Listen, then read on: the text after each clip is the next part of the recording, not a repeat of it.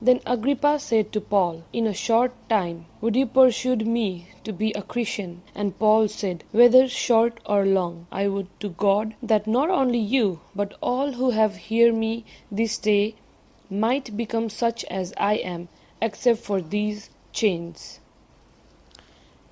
So, what do you think about Paul's testimony in front of King Agrippa?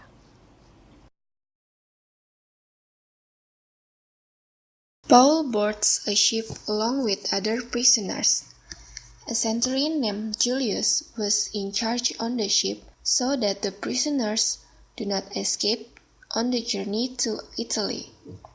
Also on this ship there are two of Paul's friends, Aristarchus and Luke, the author of the book of Acts, and they sailed from Caesarea and stopped in Sidon the next day.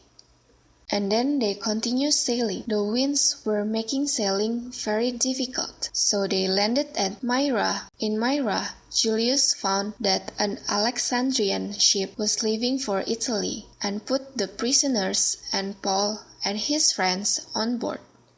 And with great difficulty they arrived at a place called Fair Havens.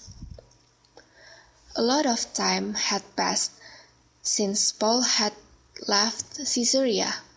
Paul says, "Men, I can see that our voyage is going to be disastrous and bring great loss to ship and cargo, and to our own lives also."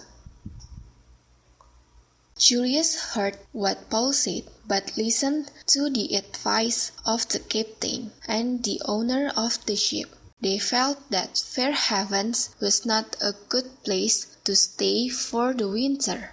They decided to sail to Phoenix, hoping they could stay there for the winter. As the winds softly blew, they set sail thinking they would be able to get to Phoenix.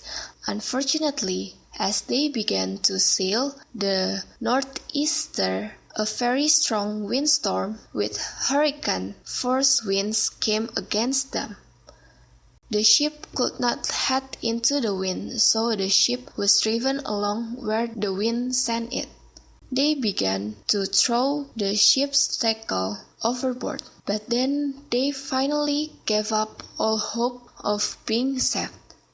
On verse 24, God sent an angel to encourage Paul. It says, "Do not be afraid, Paul. You must stand trial before Caesar, and God has graciously given you the lives of all who sail with you." And on verse 25, Paul encouraged others to keep up their courage and to trust God. Paul says, "So keep up your courage, men, for I have faith in God that it will happen just as He told me."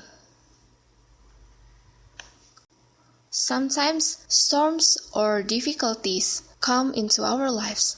When we face our shipwreck, will we still believe in God's promise? How will you feel when God then encourages or comforts you? And when you are comforted by God, will you comfort others who have the same situation as you? Think about it. Created using Powtoon.